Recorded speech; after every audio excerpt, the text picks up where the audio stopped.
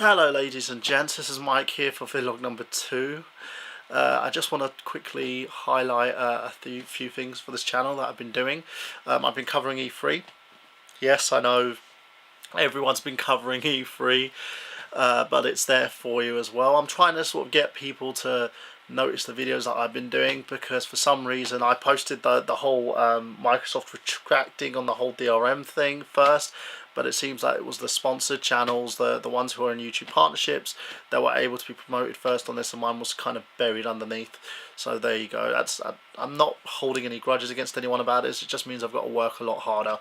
And in terms of like the perspective, I've got perspectives on Microsoft, Sony conferences, Ubisoft and the EA conferences, all those going on at the moment. And I also have like some wrestling stuff that's going on. Now this video is pretty much going to be a wrestling video, so I want to talk a little bit about what's been happening and the resurgence of managers in wrestling, because we're having some good managers in Paul Heyman, in like Zeb Coulter, or as you guys probably know him as Uncle Zebekiah, when he was managing John Bradshaw Layfield.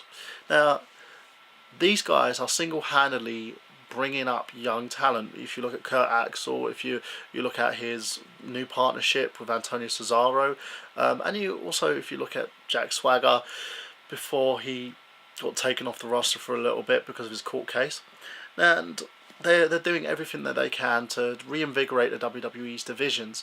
I'm just hoping at the moment, because there was a comment in an article that Dolph Ziggler was saying that the World Heavyweight Championship's lacking prestige, and a lot of titles are. And the reason behind this is there's no focus on the brand extension anymore. That's died, that's gone. That needs to happen, at least on the shows. You know, you don't have to have it on the tours, but do it on the shows. Raw's a 3-hour show, so you could have that as a super show and just have SmackDown as SmackDown. You know, have the World Heavyweight Championship headline the show. Make sure that you notify people that this is a SmackDown title. Bring back the draft.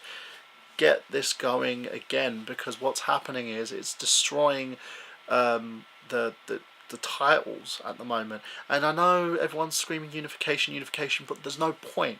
If you unify the World Heavyweight Championship with the WWE Championship, there's only one world title, and you've got loads of guys who are ready to be pushed to the main event level.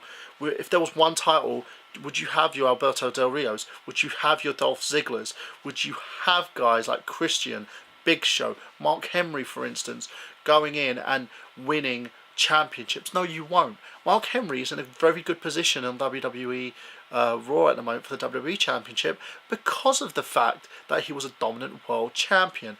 Don't let this happen. You push people aside, that's what's going to happen. You know, you merge these titles, you will leave wrestlers without jobs, without a way to get to the main event, because it will be coveted by guys like John Cena, which is case in point at the moment, because he's dominating the crap out of the division now. And if you look at Ryback as well, he's been wasted when he should have been in the world title picture. He would have been fine if he was in the world championship picture, instead of moving on to the WWE Championship, where he keeps losing.